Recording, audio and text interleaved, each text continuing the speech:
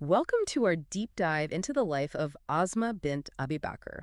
We've got a fascinating collection of sources here, and today we're going to unpack her incredible journey. You might already know her as the daughter of Abu Bakr as-Siddiq, the Prophet Muhammad's closest companion, or the half-sister of Aisha. And she was also the wife of Zubair ibn al-Awwam, another pivotal figure in early Islam. But Asma's story goes far beyond those familial connections, revealing a woman of immense courage, resilience, and unwavering faith. Okay, so let's set the historical stage a bit. We're talking early Islam, a time of great upheaval and change.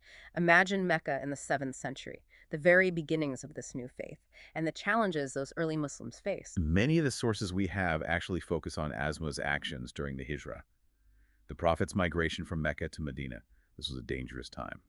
With the early Muslims facing persecution, Asma, even though she was a young woman, played a critical role. I'm thinking of that incredible story about her supplying the Prophet and her father with food and provisions while they were concealed in the cave of Thal. Absolutely. The sources describe how she tore her waist belt in two to secure the provisions, earning her the nickname Dat an-Nilaquine, meaning possessor of two belts. Some even say the Prophet promised her two belts in paradise for this act of bravery. That image of her resourcefulness always sticks with me. But it also raises the question, what motivated Asma to take such risks, especially when many were hesitant to embrace Islam? It's important to understand the societal context here. Converting to Islam at that time wasn't just a personal decision. It was a challenge to the existing power structures and social norms. Asma's early conversion, like many others, demonstrates an incredible depth of conviction.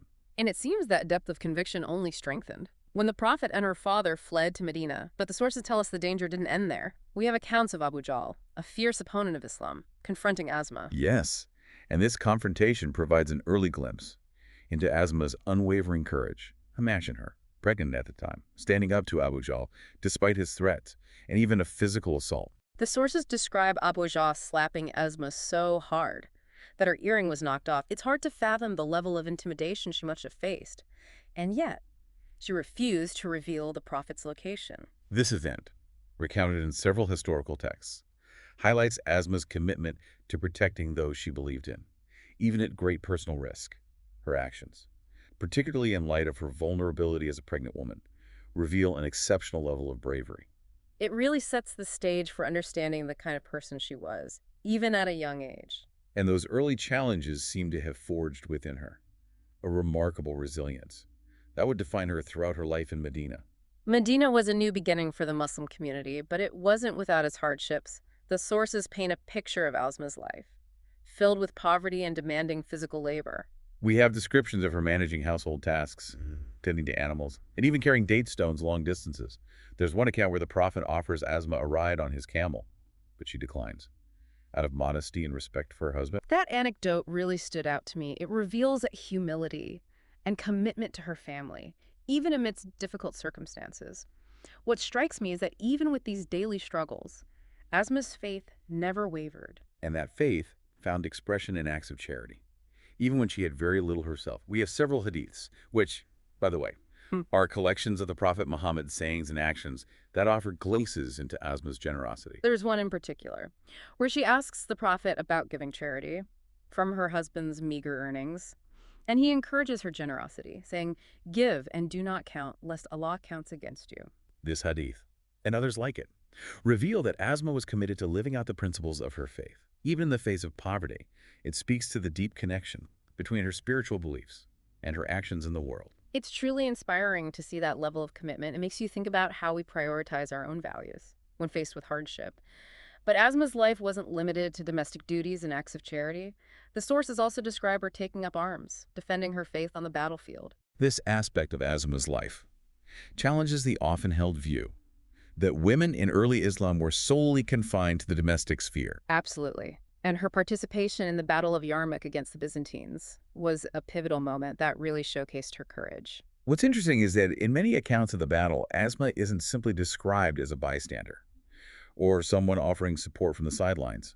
She's actively engaged in the fighting, defending her community alongside other warriors. It really challenges our assumptions about the roles women played in those early years of Islam. And this wasn't a one-off event. Asma's life was marked by a willingness to step outside traditional boundaries and act decisively when necessary, It's something we see throughout her life, from the hijra to the battlefield. It makes me wonder, what can we learn from her example today?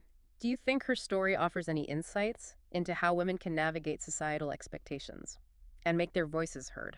I think Asma's life, as documented in these sources, offers a powerful example of living authentically and courageously. She wasn't afraid to challenge norms, to stand up for her beliefs, or to take action when needed. It's a testament to the strength she cultivated, both physically and mentally, but it's also important to acknowledge the support system she had in place. You're right. Asma's family played a crucial role in shaping her worldview and providing a foundation for her actions. Her father, Abu Bakr, was known for his wisdom and piety, and her sister, Aisha, became a renowned scholar and teacher of Islamic law. It's fascinating to consider how their influence might have shaped Asma's understanding of Islam and her role within the community. It seems like she was surrounded by strong, independent individuals who valued knowledge and action. And Asma's marriage to Zubayr ibn al-Awwam further solidified her place within this network of influential early Muslims. Zubair was a respected warrior and a close companion of the Prophet. It's like their lives were interwoven with the very fabric of early Islam. And from that union came a new generation, including their son, Abdullah ibn Zubair, who would go on to become a prominent leader himself. Abdullah's story is a fascinating one, and it's deeply intertwined with his mother's.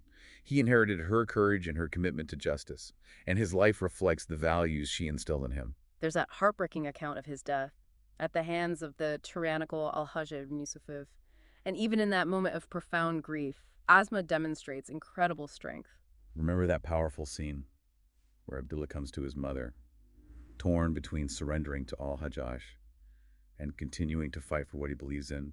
And Asma, this 100-year-old woman who had seen it all, encourages him to choose a dignified death over a humiliating life under tyranny. It's almost too much to bear imagining that conversation between a mother and her son, knowing the fate that awaits him, but it also reveals Asma's unwavering faith and her belief in a higher purpose. She understood that true freedom lay in standing up for one's principles, even in the face of death.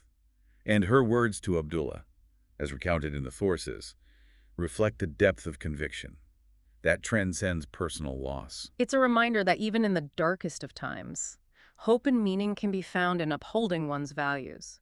But her story doesn't end there. After Abdullah's death, Asma confronts Al-Hajjaj directly, condemning his actions and defending her son's honor. Imagine her, a frail 100-year-old woman, standing before this brutal ruler, refusing to be silenced or intimidated. The accounts of this encounter are truly remarkable. It sends chills down my spine just thinking about it. What do you think fueled her courage in that moment? It's clear from the sources that Asma's faith played a central role. She believed in a divine justice that transcended earthly power, and she drew strength from that belief. She wasn't just fighting for her son's memory. She was standing up for what she believed was right, challenging the very foundations of tyranny. And in doing so, she embodied the core principles of early Islam: courage, justice, and unwavering faith. Her actions serve as a powerful reminder that even in the face of seemingly insurmountable obstacles, one person can make a difference. It's a testament to the enduring power of the human spirit. But it's also important to acknowledge the context of Asma's life. She was a product of her time, shaped by the social and cultural norms of 7th century Arabia. You're right. And it's crucial to approach historical figures with nuance and understanding. We can't judge their actions solely through a modern lens. However, within the context of her time, Asma's story is remarkable. Absolutely. She navigated a complex world with incredible strength and grace, leaving behind a legacy that continues to inspire centuries later. And her story reminds us that history isn't just a collection of dates and battles. It's about the lives of real people who faced extraordinary challenges and left behind a tapestry of experiences that we can learn from. Asma's life was a testament to that. It was a tapestry woven with threads of courage, faith, resilience, and a deep commitment to justice. And what's fascinating is that despite the hardships she faced, there's also evidence of joy and laughter in her life. We have accounts of her witty remarks, her playful interactions with her grandchildren, and her enduring love for her family and community. It humanizes her in a way that makes her story even more compelling. It reminds us that even amidst struggles, even in the face of loss and hardship, there's still room for human connection, for love, and for those moments of joy that make life worth living. And those moments, those glimpses into her personal life, offer a valuable counterpoint to the more dramatic episodes that often define her story. It reveals a woman who is not just a warrior or a political figure, but a mother, a friend, a beloved member of her community. And her legacy extends beyond those personal connections. The sources highlight her role as a teacher and scholar, particularly in transmitting hadiths related to women's issues. This aspect of her life is often overlooked, but it's incredibly important. Asma was a respected authority on Islamic law, and her teachings helped to shape the understanding of women's rights and responsibilities within the Muslim community. And her expertise wasn't limited to theoretical knowledge. She was also known for her practical advice and her ability to apply Islamic principles to everyday life. It's like she embodied the ideal of a learned and engaged Muslim, someone who not only studied the faith, Yeah. but actively lived it out in all aspects of her life. It makes me wonder, what specific teachings or interpretations did Asma emphasize in her role as a teacher? Did she offer any unique perspective on those hadiths related to women? Unfortunately, the sources we have don't provide a lot of detail on the specifics of her teachings. However, we can glean some insights from the broader context of her life. For example, her willingness to challenge social norms and take on traditionally male roles suggests that she might have interpreted those hadiths in a way that emphasized women's agency and their ability to contribute to the community beyond the domestic sphere. That's an interesting point. It's certainly possible that her personal experiences shaped her understanding of those teachings and the way she transmitted them to others. It's like her life itself became a testament to the potential for women to play active and influential roles within Islam. And it's a legacy that continues to resonate with Muslim women today. Absolutely. Asma's story offers a powerful example of female leadership and scholarship within a religious tradition that's often perceived as patriarchal. It challenges us to look beyond the stereotypes and to recognize the diversity of interpretations and experiences within Islam. And it encourages us to seek out those untold stories, those voices that have been marginalized or silenced throughout history. Asma's story is just one piece of a much larger tapestry, but it's a vital piece that helps us to appreciate the richness and complexity of the Islamic tradition. It's a reminder that history is constantly being rewritten and reinterpreted as we uncover new evidence and consider new perspectives. And Asma's story is a testament to the importance of continuing to ask questions, to challenge assumptions, and to seek out those hidden voices. That can enrich our understanding of the past. It's a journey of discovery. And like Asma's own journey, it's filled with surprises, challenges, and ultimately, a deeper appreciation for the complexities of human experience. And that's what makes studying history so rewarding. It's not just about memorizing dates and names. It's about connecting with the lives of real people who faced real challenges and left behind a legacy that we can learn from and be inspired by. Asma's life certainly embodies that. And it's her unwavering spirit, her courage in the face of adversity, and her unwavering commitment to her faith that continue to resonate with us today. And those qualities, Mm. as documented in the sources we have, offer valuable insights into the human condition, reminding us that even amidst chaos and uncertainty, it's possible to find meaning, purpose, and a deep connection to something greater than ourselves. It's a testament to the enduring power of the human spirit, and it's a legacy that deserves to be celebrated and remembered. And as we delve deeper into the final chapter of Asma's life, we'll uncover even more insights into her character and the lasting impact she had on the world around her. As we move into the later years of Asma's life, it's striking how her commitment to her faith deepened, despite personal loss and increasing frailty. One of the things that really stands out in the sources is Asma's dedication to pilgrimage. She performed Hajj multiple times, even in her old age, and taught others about the rituals and significance of this sacred journey. It speaks to a continual striving for spiritual growth and a desire to connect with the heart of her faith. But it also highlights a practical aspect of Asma's character. She wasn't just focused on personal piety, she was actively sharing her knowledge and experience with others, guiding them on their own spiritual paths. And that role as a guide, as a Yeah. transmitter of knowledge, extended beyond the realm of pilgrimage. We have accounts of Asma teaching people about Islamic practices, clarifying points of law, Yeah. and resolving disputes. She was a respected authority, sought out for her wisdom and her deep understanding of the faith. It's fascinating to consider how her personal experiences, her interactions with the Prophet and other prominent figures, shaped her understanding of those teachings and how she shared them with others. It adds a human dimension to these practices and principles. Absolutely. It reminds us that these teachings weren't just abstract concepts, they were lived experiences. They were passed down through generations of believers. Asm's story brings those teachings to life, showing us how they were applied in everyday life and how they shaped the values and worldview of early Muslims. It's clear that her influence extended far beyond her immediate family and circle of friends. She was a respected figure within the broader Muslim community, and her legacy continues to inspire today. One of the things that I find most compelling about Asma's story is that it challenges our assumptions about aging and what it means to live a meaningful life in one's later years. Here she was, a woman who had experienced so much joy, sorrow, hardship, triumph, and yet she continued to learn, to teach, to contribute to her community, and to deepen her own spiritual practice. Her life wasn't about withdrawing from the world or clinging to the past. It was about continual growth, engagement, and a commitment to living out her faith in a way that benefited those around her. It's a powerful message, especially in a society that often marginalizes or dismisses the contributions of older individuals. Asma's story reminds us that wisdom and experience are valuable assets, and that a life well lived is a life of continual learning and service to others. And her example resonates far beyond the context of 7th century Arabia.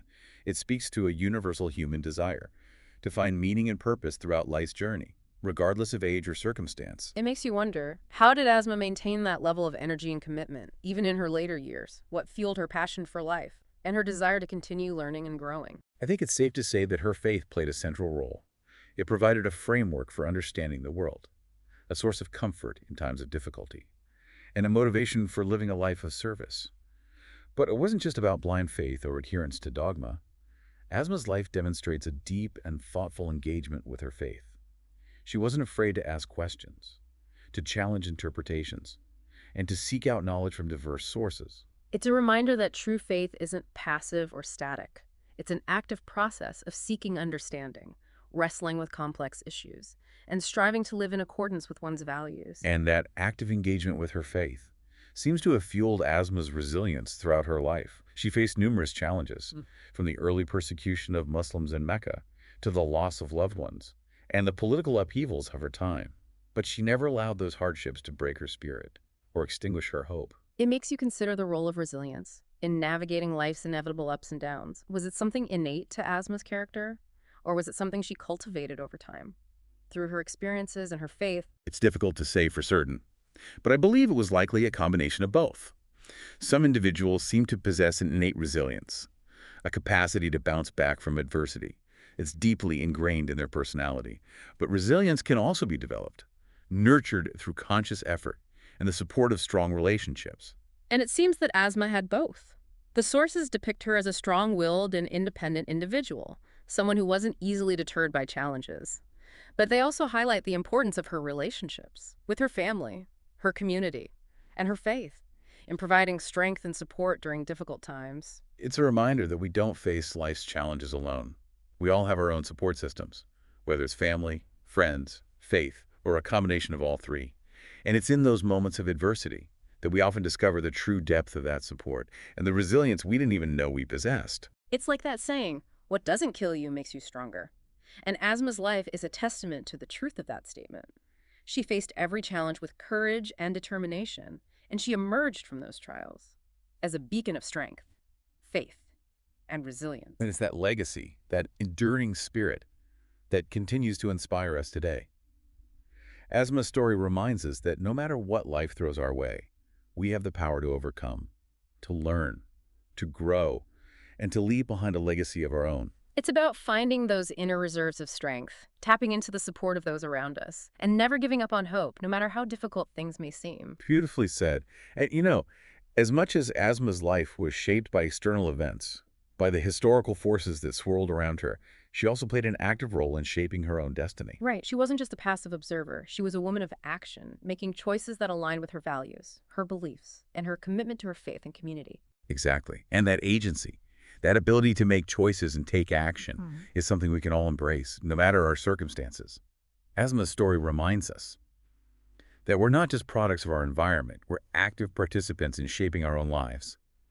and the world around us. It's about taking ownership of our choices, recognizing the power we have to make a difference, and stepping into that power with courage and conviction. And it's about understanding that even small acts of kindness, courage, and compassion can have a ripple effect that extends far beyond our own lives.